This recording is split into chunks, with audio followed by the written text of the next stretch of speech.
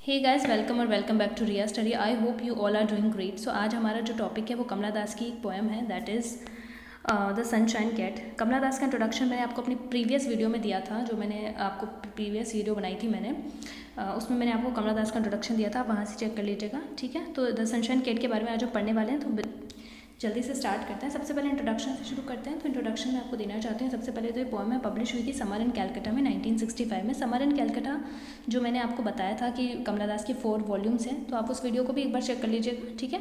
तो ये जो पोएम है ये पब्लिश हुई थी समर इन कैलकाटा में। जो इसका फर्स्ट वॉल्यूम ऑफ पोएम्स था उसमें पब्लिश हुई थी 1965 में। और इसकी जो क्वालिटी है वो फ्रैंकनेस और कैंडिडनेस, यानी काफ़ी फ्रैंक वे में इन्होंने इस पोएम को लिखा है। कैंडिडनेस, स्पष्टता इन्होंने बताई है। और इसकी जो थीम है वो सेक्सुअल ह्यूमिलिएशन है, किस तरह से महिलाओं का ह्यूमिलिएट किया जाता है, ठीक है। और फॉर्म इसका है पर्सनल ग्रीफ, यानी पोइटेस ने खुद के अपने पर्सनल एक्सपीरियंस के हिसाब से उन्होंने इस पोएम को लिखा है, ठीक है। चलिए इसमें स्टार्ट करते हैं। सबसे पहला एक्सप्लेनेशन 1 है, they did this to her the man who know her. They did यानी उन व्यक्तियों ने, डिड यानी किया, दिस यानी यह सब। दिस यहाँ पर आ रहा है सेक्सुअल इंटरकोर्स के लिए, यानी जो फिजिकल रिलेशनशिप बनाते हैं महिला और पुरुष, तो उसके बारे में कहा है कि दे डिड उन्होंने किया, दिस यानी सेक्सुअल इंटरकोर्स, टू हर उसके साथ। यहाँ पर हर जो है, यहाँ पर पोइटेस खुद है कमला दास, ठीक है। वो अपने बारे में बता रही हैं कि दे डिड उन लोगों ने किया, दिस वो सब, टू हर उसके साथ, ठीक है। द मैन वो पुरुष, हु नो हर जो उसे जानते थे, ठीक है। They did this to her उन्होंने क्या किया, वो सब किया, सेक्सुअल इंटरकोर्स किया उसके साथ। द मैन उन लोगों ने, हु नो हर जो उसे जानते थे, ठीक है। द मैन शी लव्ड वो व्यक्ति जो थे, शी लव्ड जिससे उसने प्रेम किया। द मैन वह व्यक्ति, शी लव्ड जिससे उसने प्रेम किया, who loved her not enough जो उसे पर्याप्त रूप से प्रेम नहीं करता था, ठीक है। यानी उसने तो उस व्यक्ति से प्रेम किया लेकिन वो उसे प्रेम नहीं करता था। बीइंग सेल्फिश, और क्यों नहीं करता था, क्योंकि वो कैसा था, सेल्फिश था। कैसा था, वो स्वार्थी था। एंड अ कोवर्ड, और एक क्या था, कायर व्यक्ति था, यानी डरपोक व्यक्ति था। द हस्बैंड, और उसका जो पति था, who neither loved nor used her उसका जो पति था उसने ना तो कभी उससे प्रेम किया, यानी इमोशनल लव उसने कभी उससे नहीं किया, नॉर यूज्ड हर ना ही कभी उसका उपयोग किया। But was a ruthless watcher, बल्कि वो क्या था, एक कठोर निगरानी करने वाला व्यक्ति था। देखिए समाज में कई पुरुष ऐसे होते हैं जो काफ़ी ज़्यादा काफ़ी ज़्यादा कठोर होते हैं। वो महिलाओं के प्रति उनके साथ उनका एक्सप्लॉइट करते हैं, उनके साथ उत्पीड़न करते हैं, उनका फिजिकली और मेंटली उनको टॉर्चर किया जाता है। तो इस तरह से कमला दास बता रही है कि उनके जो पति थे उनसे कभी भी उनको एक इमोशनल अटैचमेंट जो था, इमोशनल लव उनको कभी भी नहीं मिला उनके पति से, ठीक है। तो इस बात के लिए उनको कहना पड़ रहा है कि उनके रिलेशनशिप, देखिए कमला दास काफ़ी फ्रैंक है। उन्होंने बताया कि उनके रिलेशनशिप है लॉट ऑफ ऐसे समाज में बहुत सारे लोग थे, मतलब ऐसे बहुत सारे पुरुष थे जिनके साथ उनके जो फिज़िकल रिलेशनशिप थे वो थे उनके साथ, ठीक है। तो पोएटेस ने काफ़ी फ्रैंक वे में ये चीज़ें बताई हैं। उन्होंने कहा कि they did this to her, this यानी यहाँ पर सेक्सुअल इंटरकोर्स, यानी जो फिजिकल रिलेशनशिप बनाते हैं। तो वे यहाँ पर है दे, ये आ रहा है उन लोगों के लिए। तो उन लोगों ने क्या किया, उसके साथ फिजिकल रिलेशनशिप बनाए। द मैन उन सभी लोगों ने, हु नो हर जो उसे जानते थे, ठीक है, वो उसे जानते थे अच्छे से। द मैन वह व्यक्ति, शी लव्ड जिससे उसने प्रेम किया, who loved her not enough वो उसे पर्याप्त रूप से प्रेम नहीं करता था। बीइंग सेल्फिश, क्योंकि वो कैसा था, स्वार्थी था। एंड अ कोवर्ड, और एक डरपोक व्यक्ति था। The husband who neither loved her nor used her, और उसका जो पति था उसने ना तो कभी उससे प्रेम किया और ना ही कभी उसका यूज़ किया। But was a ruthless watcher, बल्कि वो क्या था, एक कठोर निगरानी करने वाला था। आगे एक्सप्लेनेशन 2 में पोइटेस बता रही है कि in my nature to love but I can be kind to you and the band. आगे कमला दास बता रही है कि मैंने कई पुरुषों के साथ फिजिकल रिलेशनशिप बनाए थे, लेकिन वो पुरुष जो थे वो हर बार मुझसे क्या कहते थे, तो वो बता रही हैं कि वो पुरुष मुझसे कहते थे कि in my nature to love. अब ये जो लाइन्स आ रही हैं कमला दास ने नहीं कही, ये उनके जो लवर थे, जो उनके प्रेमी थे, जिनके साथ उनके फिजिकल रिलेशनशिप थे, उन पुरुषों ने कही है ये लाइनें कि in my nature to love, ये मेरा स्वभाव में है, टू लव प्रेम करना, मेरा स्वभाव में है प्रेम करना। But I can be kind to you, मैं तुम्हारे प्रति दयालु हो सकता हूँ। And the band of cynics, band of cynics यानी सिनिक यानी होता है निंदा करने वाले व्यक्तियों का बैंड, यानी जो ग्रुप है, समूह है, ठीक है। जो निंदा करने वाले जो लोग हैं उनका समूह है। देखिए यहाँ पर जो लाइन है इन माई नेचर टू लव, इससे पहले जो है हम किस चीज़ का यूज़ करेंगे, इट इज़ नॉट।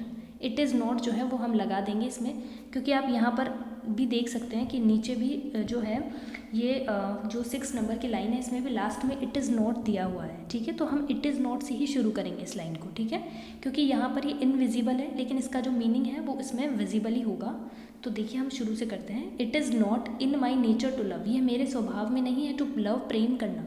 वो जितने भी पुरुष थे जिनसे भी उन्होंने रिलेशनशिप बनाया उन सभी ने उनसे यही कहा आज तक कि it is not in my nature, ये मेरे स्वभाव में नहीं है टू लव, प्रेम करना, but I can be kind to you, लेकिन मैं तुम्हारे प्रति दयालु हो सकता हूँ। And the band of cynics, और तब क्या होता था कि जो बैंड यानी ग्रुप होता था ऑफ सिनिक्स यानी जो सिनिकल जो काइंड ऑफ पीपल थे यानी जो निंदा करने वाले लोग थे उनके समूह की तरफ शी यानी जो कमला दास से टर्न यानी मुड़ जाती थी। टू क्लिंगिंग, चिपकने के लिए, क्लिंगिंग यानी चिपकने के लिए, टू दियर चेस्ट, उनके सीने से, उन पुरुषों के सीने से चिपकने के लिए वो कमला दास उनकी तरफ मुड़ जाती थी। वेयर, जहाँ पर न्यू हेयर स्प्राउटेड, नए नए बाल जो है उगे हुए होते थे। लाइक ग्रेट विंग्ड मॉथ्स, जिस प्रकार की बड़े बड़े, ग्रेट यानी बड़े बड़े, विंग्ड यानी पंखों वाले, मॉथ्स यानी जो कीट पतंगे होते थे उनके समान जो बाल थे वो भी उगे होते थे।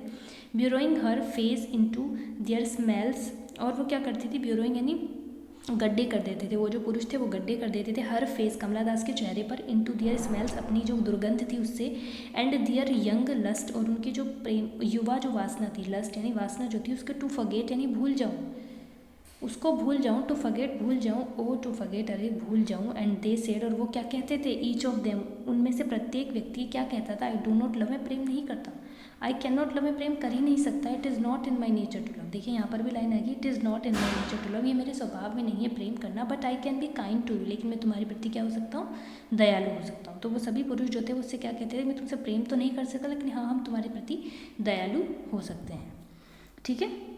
आगे एक्सप्लेनेशन 3 देखते हैं। They let her slide from page of sanity into a bed made soft with tears and she lay there weeping. तो आगे जो है, आगे पोइटिस बता रही हैं कि दे लेट हर स्लाइड, वो क्या करते थे, लेट हर स्लाइड यानी लापरवाह रहते थे, जो वे पुरुष थे वो क्या करते थे, लेट हर स्लाइड यानी लापरवाह रहते थे, फ्रॉम पेज ऑफ सैनिटी, अत्यधिक बुद्धिमत्ता से, यानी बहुत चालाक थे वो सारे, और वो क्या करते थे, बहुत लापरवाह रहते थे, यानी इसकी परवाह नहीं करते थे, हमेशा लापरवाह रहते थे। और ये क्या होता था, इनटू अ बेड, और जो कमला दास है वो क्या करती थी, बेड यानी बिस्तर में चली जाती थी, मैड सॉफ्ट, जिस बिस्तर को सॉफ्ट यानी कोमल बनाया जाता था, विद टीयर्स, आंसुओं के साथ। समझ में आया, क्योंकि वो कमला दास है, क्योंकि उसको जब इमोशनली अटैचमेंट नहीं मिल पा रहा कहीं से, तो वो क्या करती थी, फिर हर पुरुष के साथ ही उसके साथ ये होता था कि वो सभी मना कर देते थे, और फिर वो क्या होता था, वो रोती रोती अपने बिस्तर में चली जाती थी और उस बिस्तरों को कोमल बना देती थी अपने आंसुओं से, रोती रहती थी वहाँ पर, ठीक है। एंड शी ले, और वह जो है कमला दास ले यानी लेटी रहती थी, देयर वहाँ पर, वीपिंग यानी रोती हुई, रोती रहती थी वहाँ पर। For sleep had lost its use, क्योंकि जो स्लीप यानी जो नींद थी उसने भी खो दिया था, लॉस्ट यानी खो दिया था, इट्स यूज़ अपने उपयोग को। देखिए नींद का काम होता है, क्या होता है, स्लीप यानी नींद, नींद का काम होता है आपको नींद दिलाना, लेकिन उसने ये काम भी खो दिया क्योंकि उसको नींद ही नहीं आती थी कवियत्री को, ठीक है, जो पोइटिस थी उनको नींद ही नहीं आती थी, इसीलिए। आई शैल बिल्ड वॉल्स विद टीयर्स, अब कमला दास कह रही है कि आई शैल बिल्ड, मैं बनाऊंगी, वॉल्स यानी दीवारों को, विद टीयर्स यानी आंसुओं की, मैं आंसुओं की एक दीवार बना लेती थी। शी सेड, और उसने कहा, यानी कमला दास क्या कहती थी, वॉल्स टू शट मी इन, ऐसी दीवारें बनाऊंगी जिसमें मैं खुद को बंद कर लूँगी, यानी वो रोती रहती थी और आंसुओं की दीवार बनाएगी और उस दीवार में वो खुद को बंद कर लेगी। आगे की जो एक्सप्लेनेशन नंबर 4 है काफ़ी ज़्यादा इंपॉर्टेंट है, क्योंकि हमारा जो टाइटल है यहीं पर ये टाइटल सुटेबल होगा, जो हमारा टाइटल है सनशाइन कैट, वो यहीं पर हमें जो है यहाँ पर हमें रिवील होगा, ठीक है। सबसे पहला जो पोइटिस कह रही है कि हर हस्बैंड शट हर इन, खुद के लिए कह रही है कि हर हस्बैंड, उसका जो पति था, यानी अपने लिए बता रही है, वो उसका जो पति था, शट हर इन, वो उसे बंद कर देता था, एवरी मॉर्निंग, प्रत्येक सुबह को, प्रत्येक प्रातःकाल को वो उसे बंद कर देता था, लॉक्ड हर, और उसे बंद कर देता था, लॉक यानी ताला लगा देता था हर, उसे बंद करते हुए, इन अ रूम, एक कमरे में, ऑफ बुक्स, कि कैसा कमरा था, जो किताबों का, ठीक है, जो किताबों का कमरा था उसमें उसे बंद कर देता था और वहाँ पर ताला लगा देता था। यानी उसका पति काफ़ी, जैसे स्टार्टिंग में पोइटिस ने बताया था, रूथलेस था, वो काफ़ी कठोर था, निगरानी करने वाला था, तो वो क्या करता था, उसका पति उसको बंद कर देता था, प्रत्येक प्रातःकाल को लॉक्ड यानी लॉक लगा देता था उसे बंद करके, किसमें, एक रूम में, एक कमरे में, जो किसका कमरा था, बुक्स का, ठीक है। With a streak of sunshine lying near the door, और उस कमरे में केवल क्या था, स्ट्रीक ऑफ सनशाइन यानी सूर्य की किरणें जो थी वो क्या पड़ती थी, लाइंग यानी पड़ी रहती थी, नियर द डोर यानी दरवाजे के पास से। देखिए आपने कभी देखा होगा कि कभी जब गेट बंद रहता है तो गेट के जो पास में जो किनारों पे पतली सी जो एक थोड़ा सा स्पेस बचा हुआ रहता है, वहाँ से जो है प्रकाश की जो किरणें हैं वो अंदर आ जाती है। तो उसी प्रकार जो कमला दास कह रही है कि with a streak of sunshine, streak यानी किरण, सनशाइन यानी सूर्य की जो किरणें थी वो लाइन यानी पड़ती थी नियर द डोर यानी दरवाजे के पास से, बिल्कुल पतली सी लाइन होती है, वहाँ से जो है किरणें अंदर आती थी, क्योंकि ताला तो वो लगा ही जाता था। तो इतनी सी जगह रहती थी, उसमें से क्या होता था, सूरज की किरणें आती थी, और वो किरणें हैं वो ऐसा लगता था लाइक मानो कि अ येलो केट, मानो कि कोई पीली कलर की बिल्ली हो, टू कीप हर कंपनी, जो हमेशा कीप यानी रहती थी हर कंपनी उसकी संगति में, कंपनी यानी उसके साथ में, उसकी संगति में हमेशा रहती थी।